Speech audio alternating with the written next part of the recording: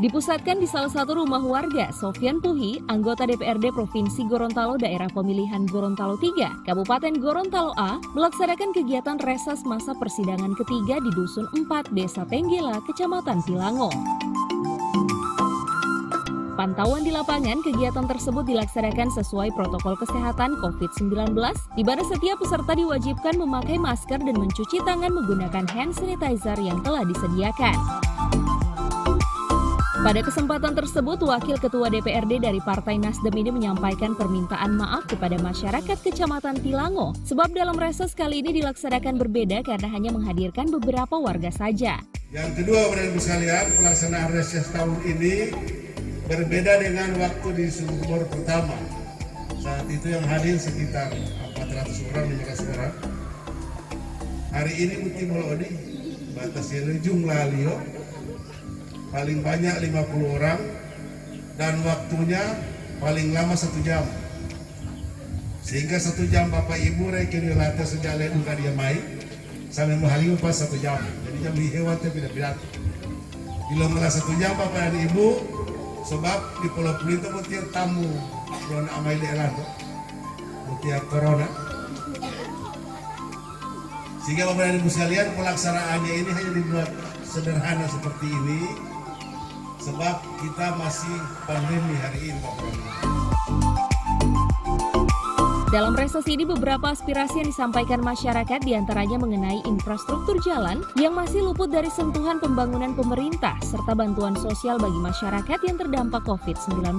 Menanggapi aspirasi warga Desa Tenggela, Sofyan Puhi mengatakan bahwa segala aspirasi masyarakat tersebut akan menjadi bahan pokok pikiran DPRD Provinsi Gorontalo untuk ditindaklanjuti dan dikoordinasikan ke pemerintah provinsi dan Kabupaten Gorontalo untuk dapat direalisasikan. Artinya pembangunan fisik, walau fisik itu misalnya dalam kemarin karena jalan Amiate itu karena anggarannya udah mangga. Amiate memang mengalokasikan khusus penanganan COVID-19 ini.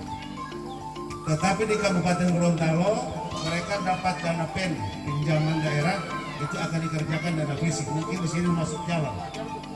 Dana PEN mungkin ada di sini, karena ada 4 miliar itu mereka PEN.